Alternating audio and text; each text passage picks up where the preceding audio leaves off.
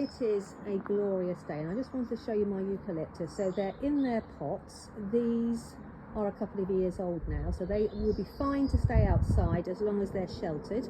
So they're under the eaves of the house. If I step right back, you can see, and they're in a bit of a sun trap. So we've got lovely warm sunshine, which will keep the plants warm, but it'll also charge up the bricks on the house, and that will slowly release the warmth back later on. It's also a bit of a drafty house, so some of the heating from inside will leak out and keep this microclimate a little bit warmer.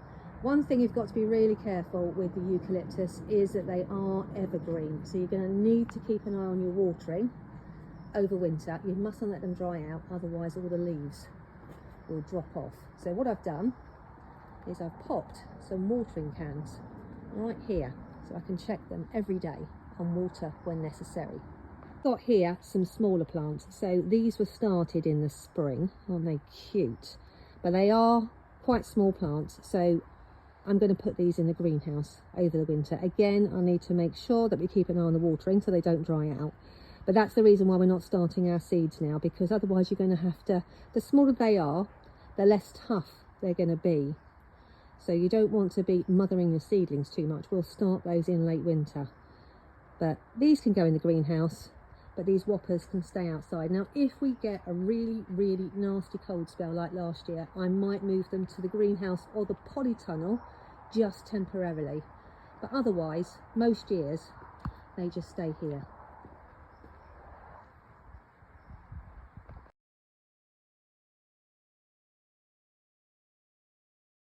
A quick update on the eucalyptus seedlings, and they look like they're ready now for their individual space, but haven't they done absolutely brilliantly? I'm just about to pot on my spring started eucalyptus. These were started actually quite late in spring, but I wanted you to see how much it's grown. So I'm just about to pop it into a 1 litre container, and then I can leave that over winter happily.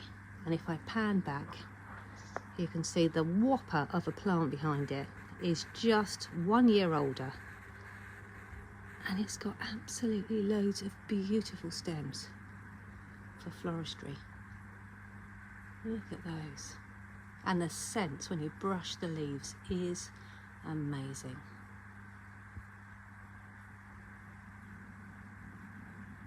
1 litre container, just so they didn't take up too much room in the greenhouse. And then in March I potted them on into a 2 litre container, and if I lift this out carefully, already it's filled that pot. Isn't that quick? So I'm now potting them on into a 5 litre container. Now this should be big enough for the rest of the summer, and then next year they will be in 10 litre pots, after that 15 litre pots, and then the world is your oyster. 25 litre and eventually 50 litre containers. Now I'm not going to prune any of this foliage to coppice it, because it just looks amazing, doesn't it? Absolutely incredible. So I'm going to wait until I need it for some floristry. Never, ever, ever, ever hard prune a eucalyptus. They are not the hard pruning type of plant. And then fast forward back to today, under the eaves here actually would be a perfect place for it to overwinter. So this is the 28th of October today, and these are the exact same 2 plants that I showed you on the video back in late spring, being potted on into these containers. Look how much they've grown. So I'll leave them in these containers over winter, and then late winter time I'll pot them on to give them a bit more room, and then depending on space I might pot them on again. I do it in small stages because it keeps the compost fresh and the roots nice and compact, especially if you don't want a giant tree. Now the one thing you do need to be careful with eucalyptus is overwatering as well. This is the same plant that they get the oil from, the eucalyptus oil. So the leaves are packed with this gorgeous oil that slows down transpiration. So if you overwater the leaves, you can find that they blister. I'm going to put a picture on the screen for you now. So what happens is you overwater them, The plant then tries to get rid of the water through the leaves, but because it's packed with that oil, it can't. And then it comes out with a series of blisters that looks like bugs. They're like corky blisters, and they can appear on the bottom as well as on the top. That means that you've overwatered the plant. So stand back from the watering can if that happens. You haven't got a terrible disease, don't worry, you've just overloved your plant.